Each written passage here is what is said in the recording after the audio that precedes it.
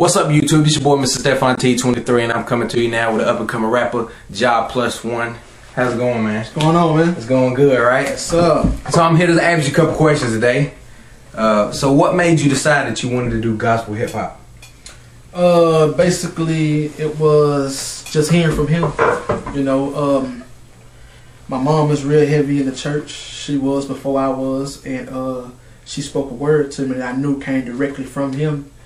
And at the time, I was doing regular, you know, secular music, would say regular hip-hop music, and I was unaware of how big the gospel hip-hop scene was. And my church brought T. Hattie down, and he came out to Lil Wayne or Millie on that beat, but he was rapping gospel lyrics on that beat, and that was it. I heard that, and I was like, I can do that. And so the transition, you know, once I got into the church and everything, the transition went ahead, and you know what I mean? I'm here. That's what's up, man. So what do you feel about, you know, hip-hop in general? You know, just normal, everyday hip-hop to gospel hip-hop. You know, what's your thoughts and opinions on that? Like, a lot of people don't understand that, you know, it's power through your words, you know. You know, like, if you go back and listen to Biggie or Pac, they spoke death all the time, and death came. So the things that you speak, you can speak into existence. And I feel like hip-hop could be more than what it was if people just took the time and thought about what the message that they was trying to bring across versus trying to fit in what's really going on. Like trying to be, you know, keeping up with the Joneses per se. If they really took time to just portray their lyrics, it could be something better than what it really is. And you know, our music ain't bad music. Just because it ain't gospel don't necessarily mean it's bad, but it's the message that you're bringing across in your music. Well, yeah. So I totally agree. That's, you know, that's the same way with anybody. Yeah. You know, 50 Cent, you know, Lil Wayne. It don't matter who you got. You know what they gonna say. You know, people gonna think it's cool, and it's when it boils down to it, it's what people think is cool when it comes down to God.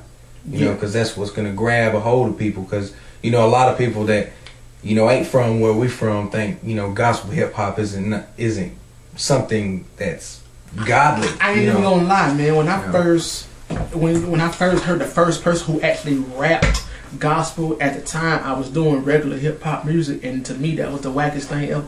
Yeah, I agree. I couldn't see myself doing that. You know what I mean? Agree. And but now, you know, the times has changed, the season has changed, and you know, the gospel hip hop scene is just as big as the regular hip hop scene now today. I mean, I can name out so many people that you can go look up and listen to their music, and you'll be like, wow, you know what I mean? And so it's like it's the you know, the generation has changed, and it ain't like it used to be no more. And it's time to go hard, you know. Yeah, or go home one. Yeah. So, by doing gospel hip hop, what are you trying to accomplish? I'm trying to save lives. You know what I mean? Like the younger generation, my generation, and the generation under me, and so forth. They looking for something to do, but they don't know what it is. But they really searching for the answers and God's way, His love, and everything. But they just don't know how to go about seeking them.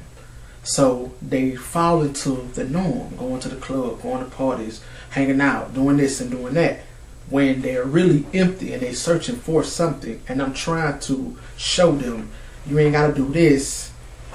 You know what I mean? It's okay and it's cool to praise Him, because, you know, at the end of the day, He is what keeps you alive. He's what protects you. He's what provides you with the things that you have. And, you know, all the stuff, you know what I mean, ain't nothing better than Him to sum it all up. And so you don't have to follow what everybody else doing, or what the crowd doing, or what the norm is. It's okay to be different and do this, you know. Be a trendsetter. Yeah, so that's what my whole thing behind my music is. You know what I mean? I'm trying to convert the young people in general, and whoever else listen to my music and feel it, and show them like, look, man, it's cool, man, to serve Him, because at the end of the day, it's the best thing you can ever do. So yeah, He gives a lot of things that, you know, people, you know, don't appreciate. Even, you know, I catch myself sometimes, even the smallest things, like just taking a breath.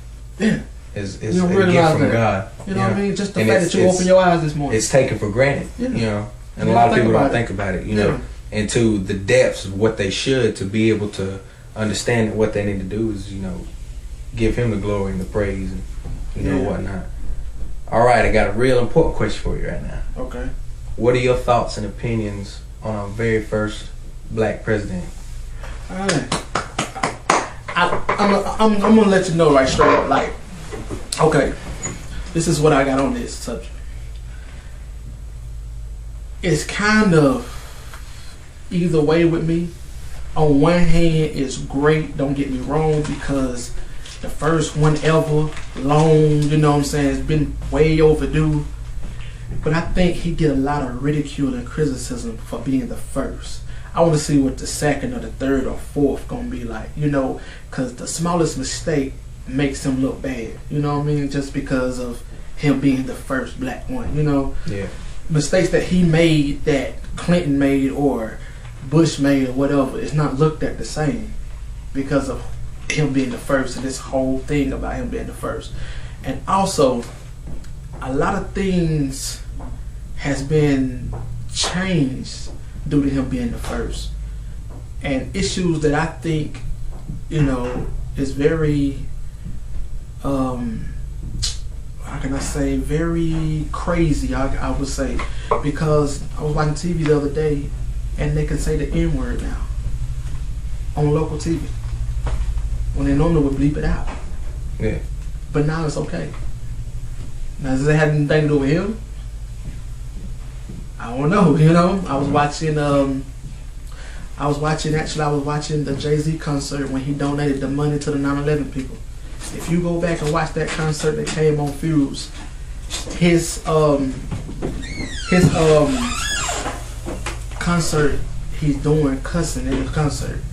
They will bleep out every cuss word, but he could say the N-word. And then I was watching a 40-Year-Old Virgin came on USA at 12 o'clock noon. And they had a segment when the black guy who works there was talking to Kevin Hart. Yeah. That whole segment was not bleeped out. And I was like, wow. But last year it was. Yeah. So, I don't know. So really, the only show that comes to mind to me that has always, you know, used the N-word would have to be, you know, Chappelle Show. yeah, something like And that. that's been on, you know, that hadn't been on in a couple of years. Yeah, and stuff like that. But when it come on TV, it's beep, you don't get to say that. But now you can say it. But And even looking at it in a different perspective, you know, GD.